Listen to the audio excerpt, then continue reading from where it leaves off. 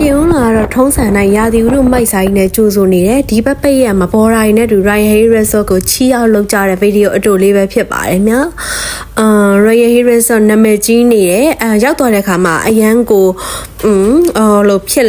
ဗလဲ very beautiful ဖြစ်လာဆိုတော့အဲ့လောက်တော့မဟုတ်ပါဘူးပုံမှန်တိုင်းပါပဲပေါ့နော်ဒါရင်မဲ့သွားရတာတော့တန်တယ်အဓိကဘော်ဒါရီနဲ့ချေးဖို့ဖြစ်တဲ့အတွက်ကြောင့်မလို့ညာဘက်အပိုင်းကအဓိကဆိုတော့လေညဘက်မှာတောက်ဖို့စားဖို့အတွက်သွားဝယ်ဖို့တော့နည်းနည်းအခက်အခဲတွေ့ရဗျာအဲ့ဒီတော့ကြိုပြီးတော့စင်သွားစေခြင်းနဲ့ညီမတို့ကတော့ one piece မှာသွားပြီးအကင်သွားဝယ်လိုက်တယ်ဗျာထုံးစံအတိုင်းအပြန်မှာလမ်းတွေမှားကြတဲ့အတွက်မျက်စိနည်းနည်းလေးပဲလဲပါတယ် bright ဖြစ်တော့ခါကြတော့လမ်းရှာတွေ့တာလွယ်တယ်ဗျာဝေါRyanကိုအဓိကလာတဲ့ရည်ရွယ်ချက်ကဒီရေကူးကန်ကြီးနဲ့ရေကူးဖို့ပဲပေါ့နော်အဲ့ဒီတော့မနက်ခင်းစောကြီးထားတဲ့ဘော်ဒါတွေတယောက်ကလေးစီကင်မရာချိန်ပြီးတော့ရေကူးကြတယ်ဗျာရေကူးတာဗီဒီယိုအတူလေးတွေရိုက်ကြတယ်အရန်မိုက်ပါတယ်ရှူကင်းရတော့ပုံထဲမှာမြင်တဲ့အတိုင်းပဲပေါ့နော်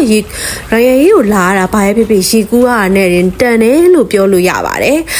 ညီမလည်းအားကြမခံရေပြန်ကူးခဲ့သေးရဲ့ငယ်ချင်းတွေကတော့ good luck လို့ပြောကြပါတယ် bye bye